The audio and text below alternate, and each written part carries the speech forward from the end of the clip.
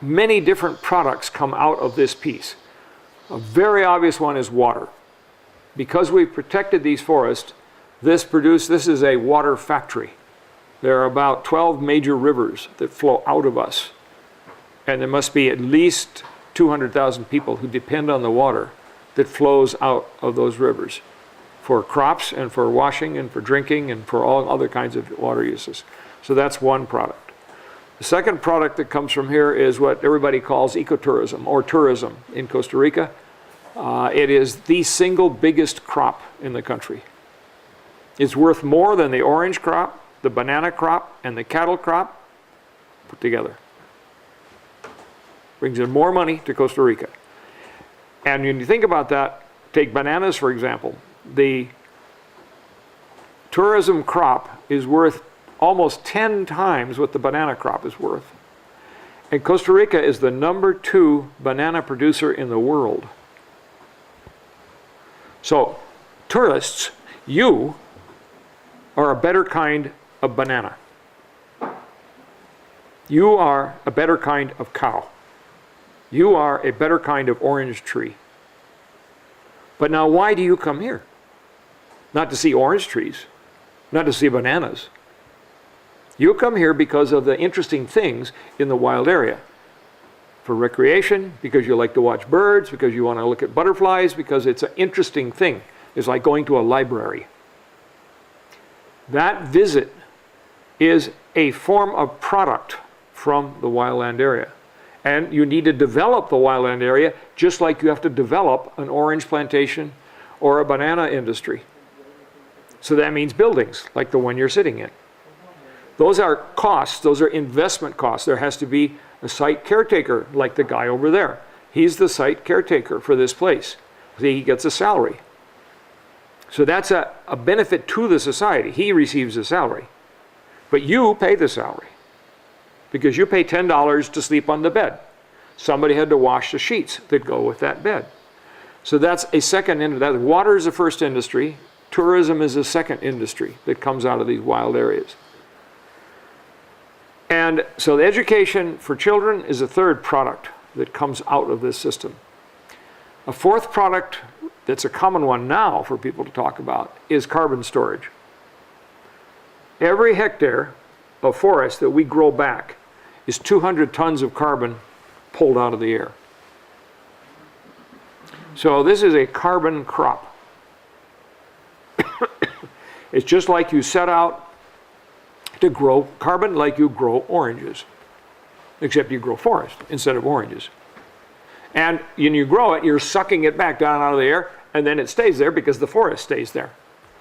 And this rainforest here is between 200 and 250 metric tons of carbon, not CO2, carbon on a hectare.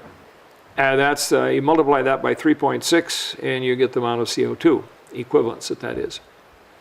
So another product from here is carbon storage. Now that applies to the regrowing forest, not the forest the forest that's established. That is 200, 250 tons of carbon standing there. Fine. But when you buy old farms and you regenerate them back up to forest, you are pulling carbon down out of the air. Unfortunately, the economics of that are not yet good enough such that you could use, let's see, a hectare does not generate enough money in carbon to go out and buy a hectare of just old low-grade land and grow the forest. So it takes the money from the carbon and other money together. Another crop that comes out of this thing is what we call research. It's scientific knowledge that then gets used everywhere. I do that, that's what I do.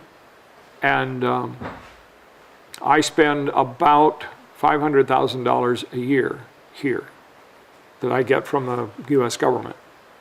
So that's $500,000 of income flowing into here into salaries and purchases in the grocery store and all that kind of stuff. And so that if you view this as a ranch or a farm, it is farming me. So you're a cheap cow. I'm an expensive cow. You come here and you spend $100, $200, $500 in 2 or 3 days. So you're a cow that produced a very small amount of resource. But I'm here all year round. It's been 30 years now. And I spend a large chunk of money every year.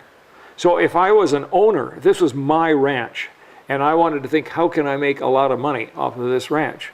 One way to do it is to turn it into a high-grade research station for people to come from all over the world to do research. Because then they would pay all the expenses of doing that and hire the people that do the research and all of that. So that's yet another way that you can use something like this. Biodiversity prospecting is another one that people think about a lot. Getting medicines and fertilizers and other strange chemicals from all these plants and insects that are here. That can be very good for the world, but it's not a very good economic. In other words, if you find an interesting medicine, if you find a good drug out there, it's very hard to have the income from that finding get back to here and actually pay the bills for this place, to actually buy land, to actually pay the salaries. Because the people who market the drug, who develop the drug, they're the people who make the money. Now, the perfect example of that is that cup of coffee that you're drinking. That is a rainforest drug. The seed comes from the Ethiopian rainforest. It's an approved drug. It's socially approved. It's marketed. You don't have to develop it anymore. It's already there. If you could put 1 penny tax on every cup of coffee, that would pay for all tropical conservation on the entire world all the time. 1 penny is all it takes. We make, in the United States alone, 3 trillion cups of coffee every year. So we have the rainforest drug. It's right there in the cup. Now the trick is, get the 1 cent tax and get it to come back to the forest. That's the hard part.